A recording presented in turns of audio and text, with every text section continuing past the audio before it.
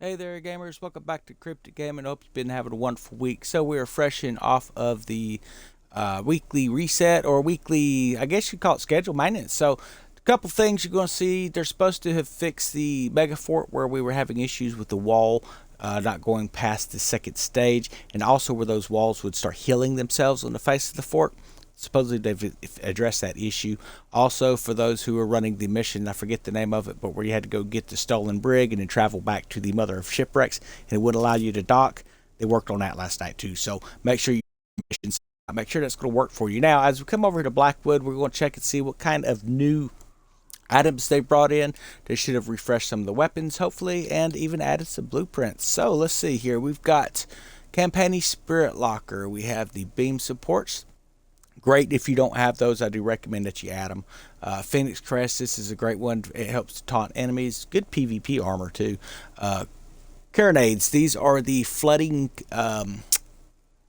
what do you call those? I guess they're culverins. And then, of course, the 1,000-year Monsu bombards. Those are a great weapon if you're into flooding damage. The Tanasha armor, what this does is this is going to help when you brace. It's going to reduce the buildup of negative status effects by 10% for every second that you're holding that brace. It removes that. So the longer you hold it, the more of that negative effect you're going to remove. Now, Lapotent schematic, that is a great piece of furniture if you don't have it. If you do have it, you probably don't need it so much anymore. This is going to be more for you new guys that are going to be fetched off to get some of these plague fleets and stuff like that. Definitely worth getting though. Then of course we have the upgrade parts and ascension modules as usual. And yes, the bark blueprint is back in here for those of you wanting to build healer ships or even battle barks. Those are a great option for this particular ship. You can add any kind of weapon to it really and be able to just do some serious damage with that, but heal yourself in the process.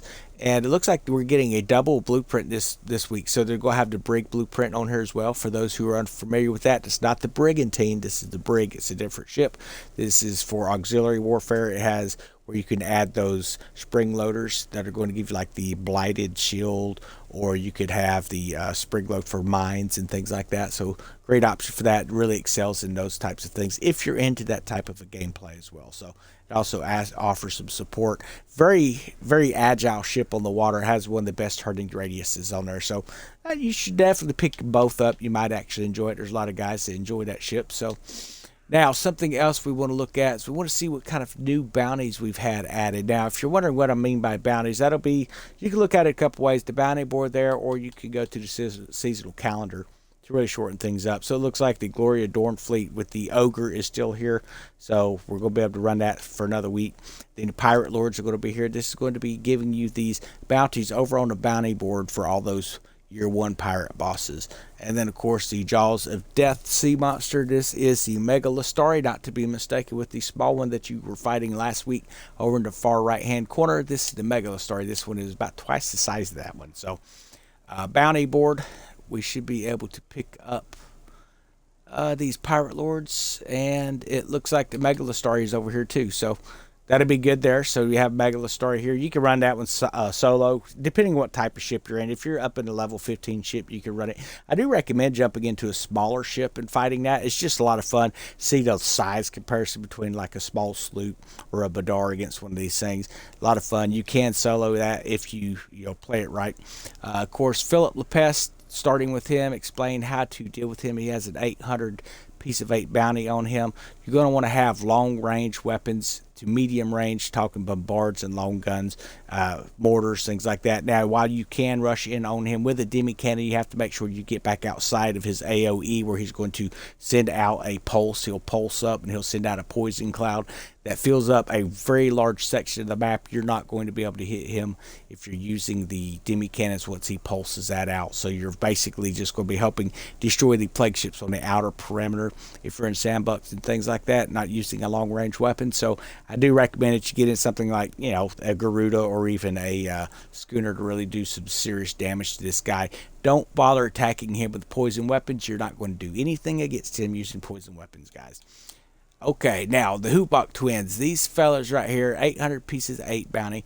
It is important that when you fight them with a crew and focus just on one. Pick one who it is. All right, take him out, and once you take him out, the other guy's a pushover. These guys by themselves were never hard, but this particular mission here, is the one where they are going to be teamed up together, and they are a pain in the hiney to take out when they are working as a team. So you're going to have to deal with a lot of buoys. They're going to put out these buoys. They shoot at you in different things. They cause whirlpools and stuff. Pretty cool stuff. But you got to make sure you take out one and then you can take out the other. Don't just spread your fire across the map. It doesn't work very well. Vikram, so he is back in. If you're unfamiliar with how to take him, you can use high piercing. A lot of times you just get enough guys just crowd right up on top of him.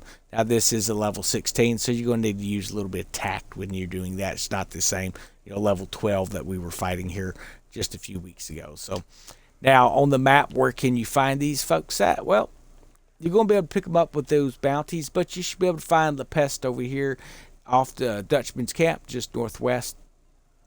Then our Hubok buddies, they should be right in this vicinity here. Now, I don't see them currently on here.